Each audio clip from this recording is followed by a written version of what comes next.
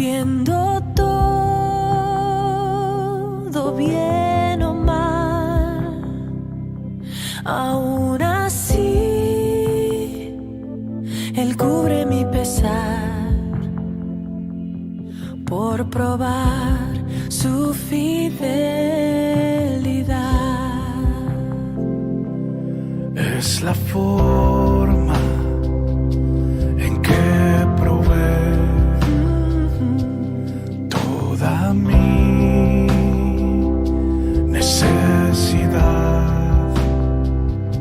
hasta su vida derramar por probar su fidelidad. Fidelidad, su fidelidad, tan profunda, tan real, en mi vida y caminar, me basta su fidelidad.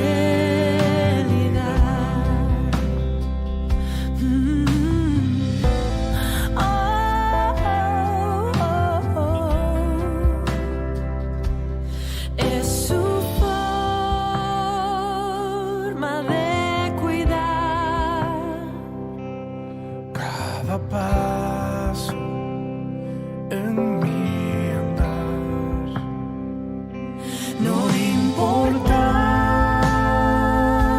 a dónde llevará, por probar su fidelidad. Fidelidad, su fidelidad, tan profunda, tan real, en mi vida y caminar, me basta su fidelidad, me basta su fidelidad.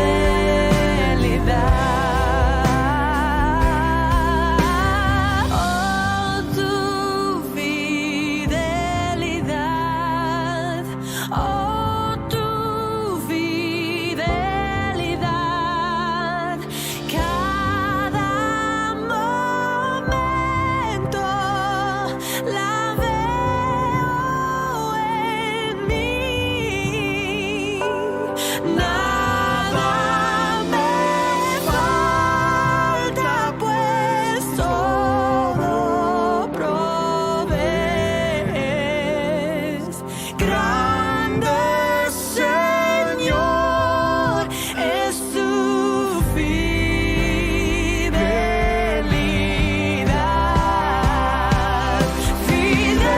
Fidelidad, tu fidelidad,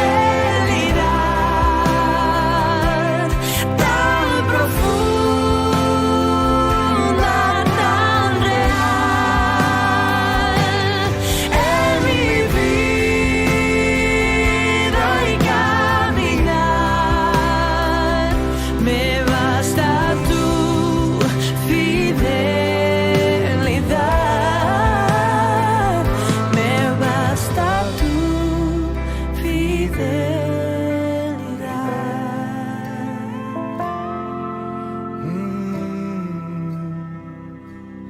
Oh. Muy buenas noches, amados hermanos, que el Señor les bendiga.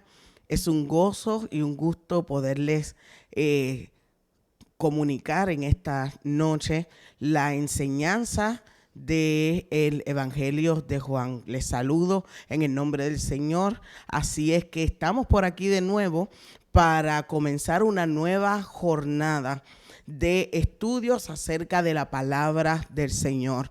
Así es que, como bien anunciaron nuestros pastores, en este tiempo vamos a estar observando de manera detallada el Evangelio de Juan, Así es que hoy estaremos iniciando con una breve apertura que tal vez tomará 1-2 martes, y luego de eso vamos a hacer un estudio intertextual de no solamente del Evangelio, sino también de las cartas y el libro de las Revelaciones. Así es que les invito a que junto conmigo podamos orar en esta noche para encomendar este tiempo delante de la presencia del Señor. Amén.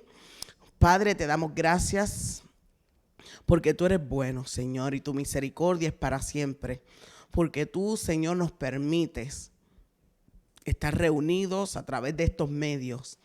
No solamente, Señor, para disfrutar de la coinonía, Señor, de podernos ver aún en la distancia, sino también para disfrutar del escudriñar de tu palabra.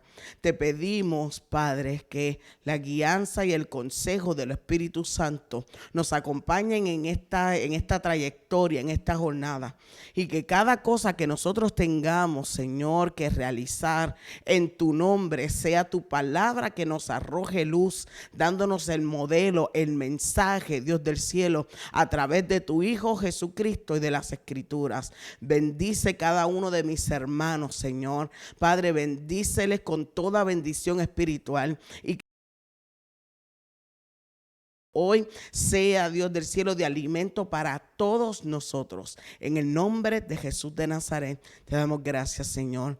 Amén.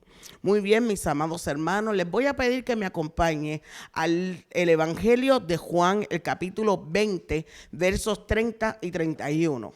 Juan 20, versos 30 y 31. Y le voy a pedir, luego de darle lectura en este momento, que lo deje ahí abierto porque vamos a retomarlo más adelante. Juan capítulo 20, versos 30 y 31 dice: hizo Jesús muchas otras señales.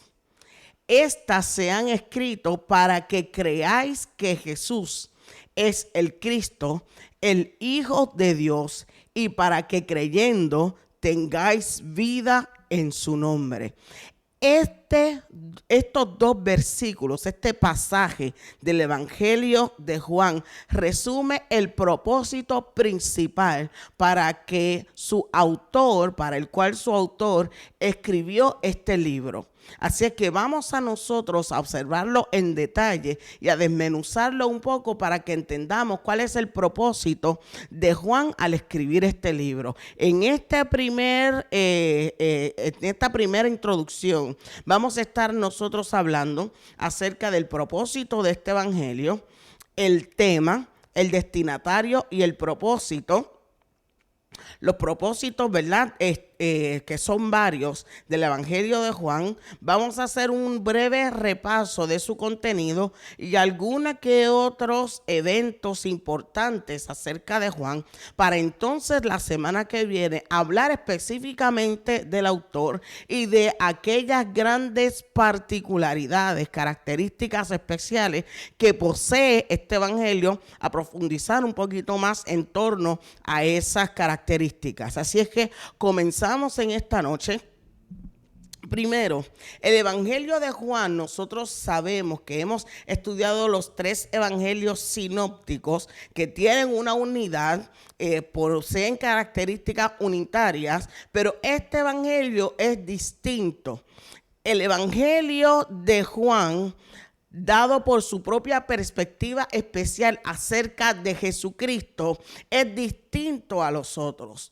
Como usted ha podido notar, comienza de manera diferente, no narra todos los eventos que presentan los otros evangelios, sin embargo presenta a Jesucristo no como el Hijo del Hombre, sino como el Mesías prometido. Y ya partiendo de esa premisa, nosotros podemos entender que muchas de las cosas que se van a narrar en el Evangelio de Juan van a estar enfiladas a que veamos a Jesús como el Mesías prometido desde los profetas y cumpliendo cada una de las profecías que así estaban dichas acerca de él. Así que el autor declara en el capítulo 20, versos 30 y 31, que su intención al escribir este evangelio es mostrarnos las señales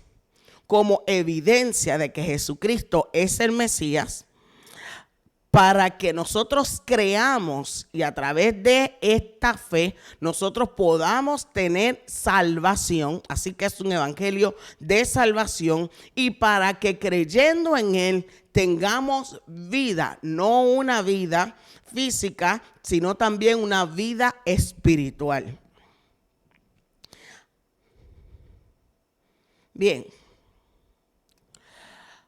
este tratado es un tratado que no necesariamente nos va a narrar a nosotros la historia, sino que su contenido tiene otro fin, además de simplemente contarnos cómo ocurrieron los hechos.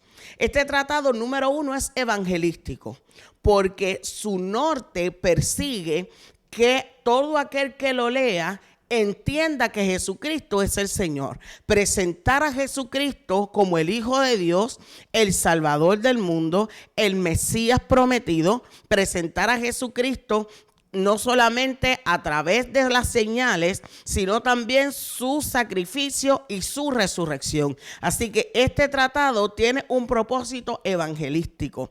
También posee un propósito apologético. ¿Qué significa esto? Que dentro de este evangelio nosotros podemos encontrar algunos pasajes donde se defiende la deidad de Jesucristo y su relación con el Padre como Hijo de Dios. Así es que vamos a encontrar a Juan diciendo, tal y como fue dicho, tal y como anunciaron. Y entonces esto nos lleva a nosotros a pensar que Juan quiere que nosotros entendamos que Jesús es el Mesías, el Hijo de Dios, y que utilizando estos pasajes y estos enunciados acerca al lector a un conocimiento mayor de Jesucristo y de su propósito, y a la defensa de la deidad de Jesucristo. Número 3, este evangelio también es teológico, porque a través de las señales que se enumeran y de las palabras dichas por Jesús, se puede conocer mejor la persona de Dios en Cristo Jesús. Amén. Así es que vamos a ver la persona de Dios y su relación con el hombre, su misericordia, su bondad, Dios como pastor en la figura de Jesucristo. Así es que también podemos explorar aquellas características, aquellos atributos de Dios en la figura de Jesús en el Evangelio de Juan. Así es que tiene un propósito evangelístico, tiene un propósito apologético y tiene un propósito teológico. Así es que el Hijo de Dios, enviado por el Padre, para que creyendo en Él tengamos vida eterna y comunión con Dios.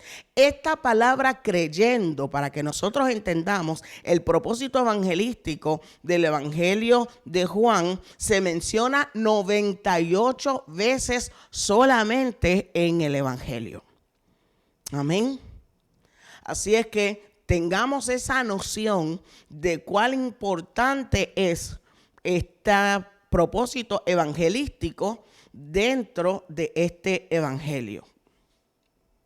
Bien, escuche bien esta cita del doctor Hoskins, creo que así es que se dice. El tema del cuarto evangelio es lo no histórico que le da sentido a la historia. lo infinito que le da sentido al tiempo, el Dios que le da sentido a los hombres y que es, por lo tanto, su Salvador. Cuando nos acercamos a este evangelio, nosotros podemos ver que no se trata de una narrativa que cuenta de manera cronológica todos los eventos que realizó Jesucristo, sino que selecciona algunos importantes, selecciona algunos discursos importantes, selecciona algunas palabras, algunos enunciados de Jesucristo para demostrar que Él es el Mesías, para demostrar que teniendo fe en Él podemos ser salvos y para demostrar que Jesucristo es quien dijo ser el Hijo de Dios, el anunciado, el prometido. Así es que como no es histórico, pero dentro de esta narración se le da sentido a la historia que comenzó en Génesis. Desde Génesis se viene hilando toda una construcción de la historia de Dios con el hombre y de sus intentos de salvación. Así es que este evangelio va a recoger todo eso que comenzó desde Génesis y fíjese cómo dice en el verso 1 del capítulo 1 de Juan, en el principio era el verbo. Y el verbo era con Dios. Y el verbo era Dios. Sale de la historia del nacimiento de Jesucristo para comenzar con Jesucristo antes de la fundación del mundo. Por lo tanto, no lo podemos catalogar como una narración histórica porque se sale de la historia, pero esto no histórico le da sentido a la historia. Amén. Lo otro que hace es que esto infinito de Dios le da sentido al tiempo. Ese Dios todopoderoso e infinito que dice en ese primer capítulo de Juan, por Él fueron hechas todas las cosas. Pues este Dios eterno, infinito, le va a dar sentido a la historia porque en el momento específico en que nace y se presenta a la humanidad, Cristo está cumpliendo con todo lo que se dijo de Él y todo lo que los profetas hablaron de Él. Por lo tanto, es un momento específico en la historia en que Dios no echa a andar su plan, sino que va concretando todas las palabras que había dicho, no solamente desde antes de la fundación del mundo, sino también a través de los profetas. El momento preciso, exacto. Cristo irrumpiendo, Dios irrumpiendo en la historia del ser humano. Por último, es el Dios eterno, perfecto, todopoderoso, que viene a darle sentido a los hombres imperfectos. La Biblia y este evangelio, sobre todo, nos va a mostrar un Dios perfecto trabajando de manera misericordiosa con un hombre imperfecto. Imperfecto en su naturaleza humana, imperfecto en sus cavilaciones, imperfecto en sus pensamientos, pero Dios todo el tiempo en la búsqueda del ser humano para traerlo a salvación. Por lo tanto, esa es otra de las características importantes de Juan. Es no histórico, pero le da sentido a la historia. Es la historia de lo infinito que le da sentido al tiempo y la historia de un Dios completo, eterno, perfecto, trabajando para la salvación de un hombre imperfecto. Amén. Bien, vamos a ver entonces algunas de los datos más importantes acerca del Evangelio de Juan. El destinatario y el propósito. Nosotros podemos catalogar el Evangelio de Juan como un evangelio universal. Nosotros sabemos que el Evangelio de Lucas, por ejemplo, fue destinado a los gentiles y que otros evangelios fueron destinados a los judíos. Pero si nosotros observamos detalladamente el evangelio de Juan, nos vamos a dar cuenta que fue escrito tanto para judíos como para gentiles.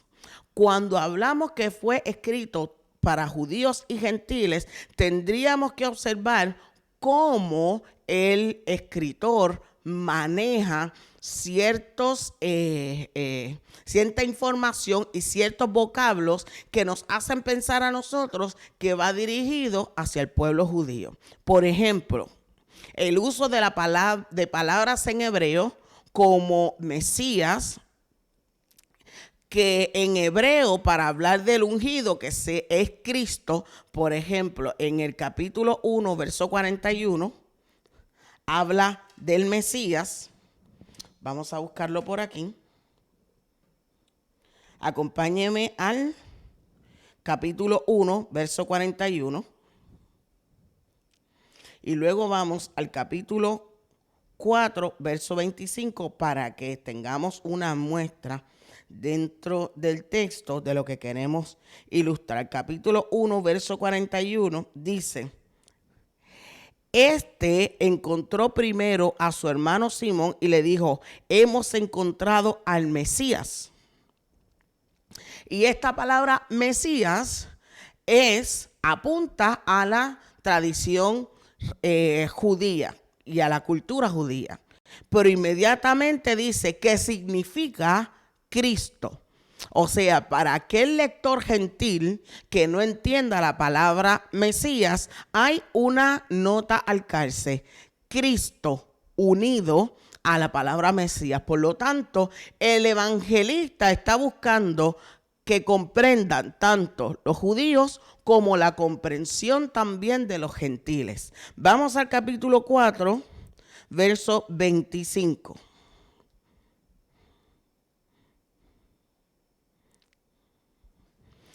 Dice: le dijo la mujer: sé que viene el Mesías, que es llamado el Cristo.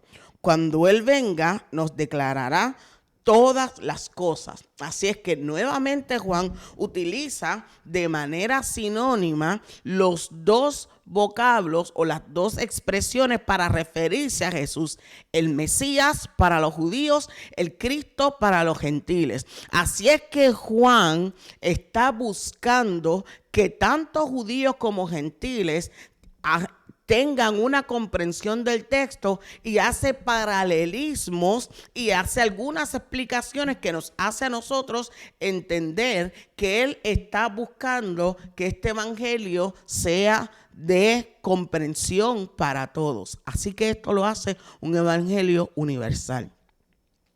Cuando vemos en el texto que él quiere referirse a los gentiles, vamos a notar este tono del evangelio universal, incluyendo a judíos y a gentiles en el mismo renglón y equiparando algunos vocablos y también algunas expresiones, haciendo explicaciones de ellas para que cualquier persona que tenga el texto en la mano lo pueda entender. Así es que el evangelio es un evangelio universal, destinado tanto para los judíos como para los gentiles. Cuando hablamos, y hablábamos ahorita, vamos a desarrollar ahora un poco más, el propósito evangelístico y apologético del evangelio, vamos a retomar la primera lectura que hicimos ahorita, capítulo 20, versos 30 y 31. Dice, vamos a releerlo: hizo además Jesús muchas otras señales en presencia de sus discípulos, las cuales no están escritas en este libro, pero estas se han escrito para que creáis que Jesús es el Cristo, el Hijo de Dios, y para que creyendo tengáis vida en su nombre. El propósito evangelístico es primero que nosotros podamos creer.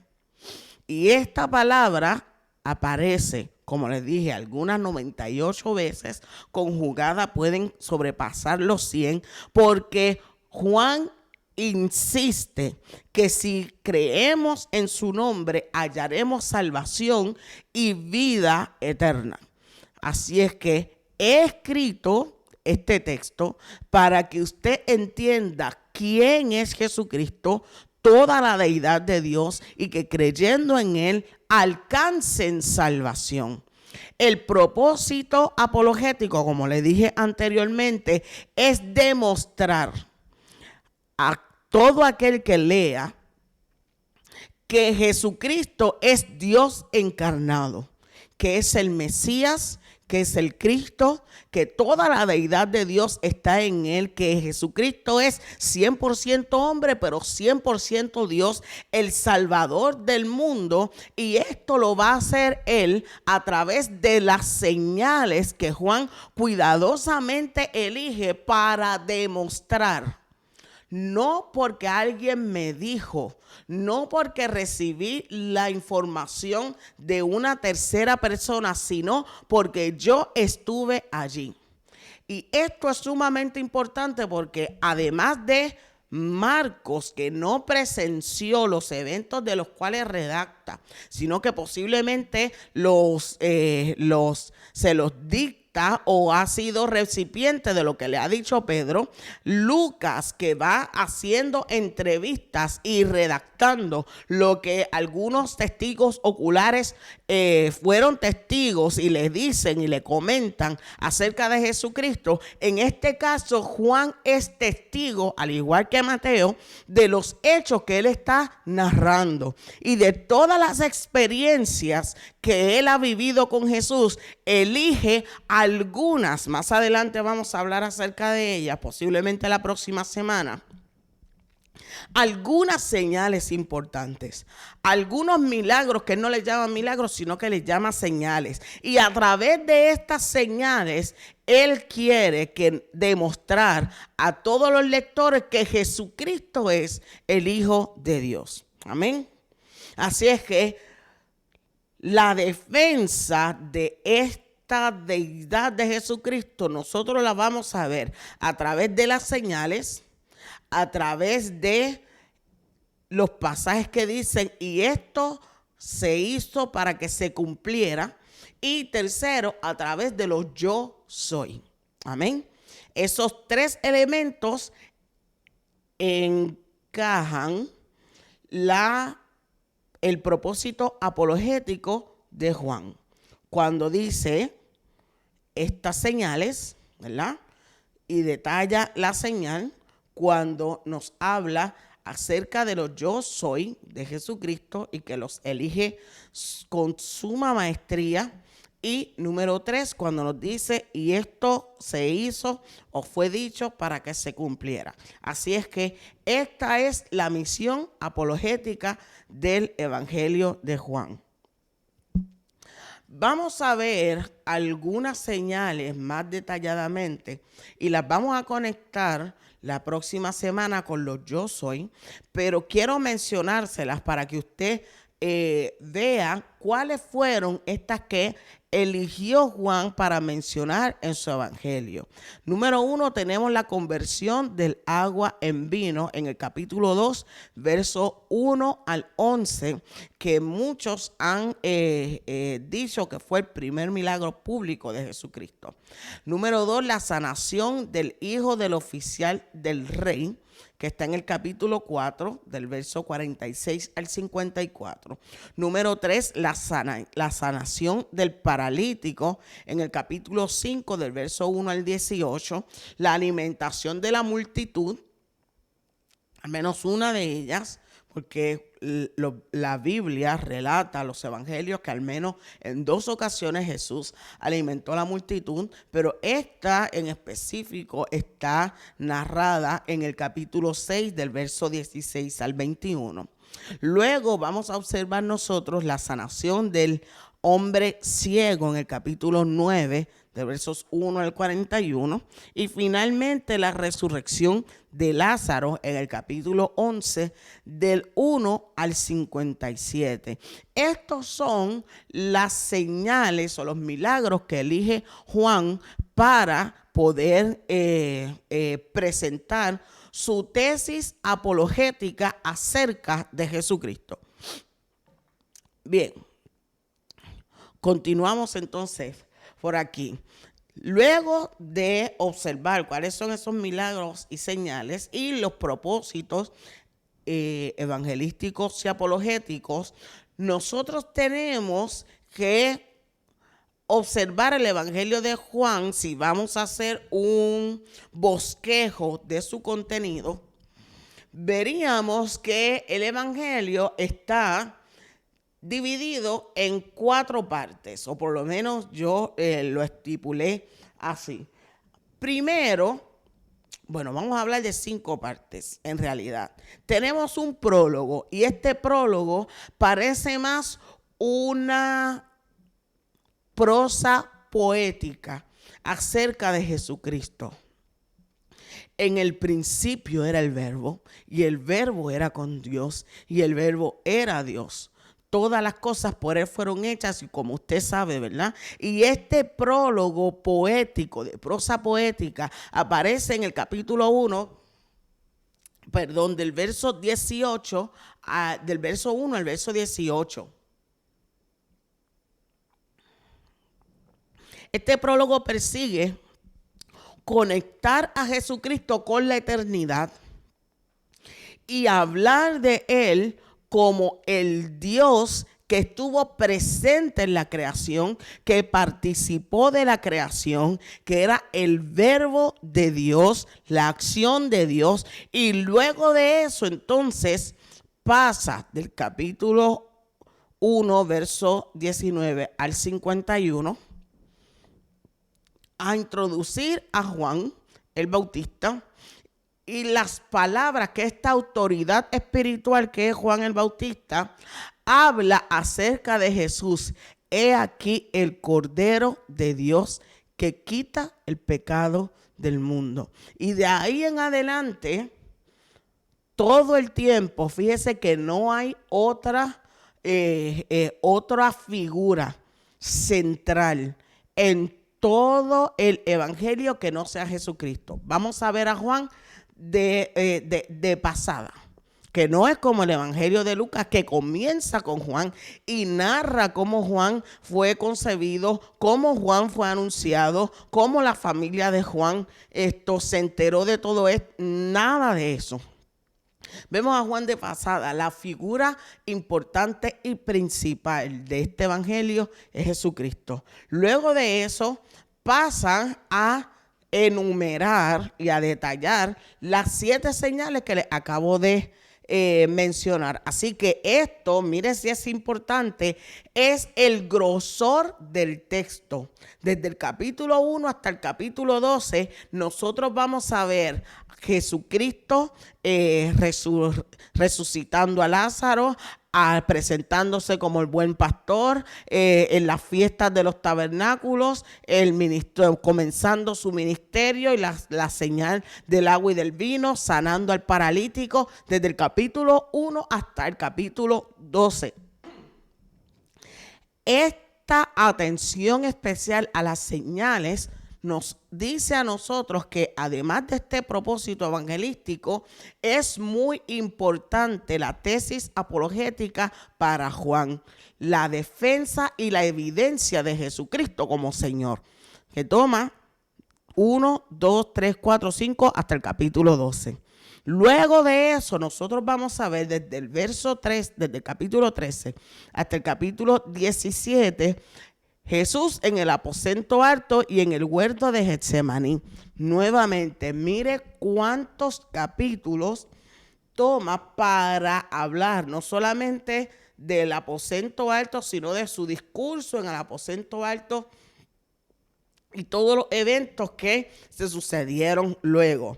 En la parte 3, entonces, vamos a ver los arrestos, los juicios, la crucifixión y la sepultura de Jesucristo, que va desde el capítulo 18 y el capítulo 19, y finalmente la resurrección de Cristo de entre los muertos en el capítulo 20 y 21. Así es que, tomando en cuenta el tiempo que Juan se toma para detallar las señales y los discursos de Jesús en esta primera parte, desde el capítulo 1 hasta el 12, luego Jesús en el aposento alto y en el huerto de Getsemaní, nos podemos nosotros percatar de dónde está el peso de este tratado y hacia dónde el evangelista dirige sus esfuerzos hacia el lector. Amén. Bien. Vamos a observar ahora. Estoy por aquí. Bien. Algunas peculiaridades, ideas características del evangelio de Juan. Como ya usted sabe, y como habíamos dicho previamente, no es un libro para contar una historia, sino para evidenciar el tema de la deidad de Jesucristo. Y este evangelio, por lo tanto, no es una narrativa histórica, sino una narrativa espiritual. Amén. Hay sencillez literaria, pero a la misma vez mucha profundidad. Hay sermones dentro de él, pero estos sermones tienen como propósito, además de comentar y contarnos lo que Jesús dijo, sino que es un sermón que puede ser aplicado a la propia vida de aquel que está leyendo. Así es que, además de decirnos qué dijo Jesús, el propósito principal es que nosotros entendamos el mensaje de Jesucristo de manera universal para la salvación del ser humano. Amén.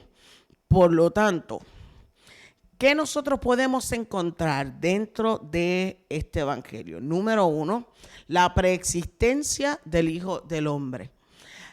Cristo presente, eterno, todopoderoso, desde antes de la fundación del mundo. Amén.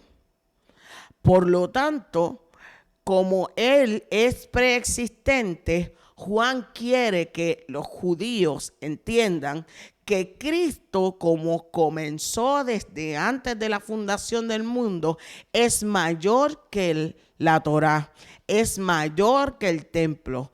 Él es el significado de las fiestas. No las fiestas le van a dar sentido al Mesías, sino que el Mesías le da sentido a las fiestas. Y vamos a ver a Jesucristo hablando y presentándose en algunas fiestas y diciendo: yo soy el pan de vida. Yo soy la luz del mundo. Porque Cristo le da sentido a las festividades y no viceversa. Así es que Él es mayor que el significado de las fiestas. Él es mayor que Jacob. Él es mayor que Abraham. Y Él es mayor que Moisés. Amén. Por lo tanto, siendo Cristo preexistente, eterno, uno con Dios, Él está por encima de toda la tradición, por encima del templo, por encima de las fiestas y por encima de la misma cultura judía. Número 2. Cristo y el Padre son uno. Cuando Jesús dice que el Padre muestra su gloria, ¿verdad?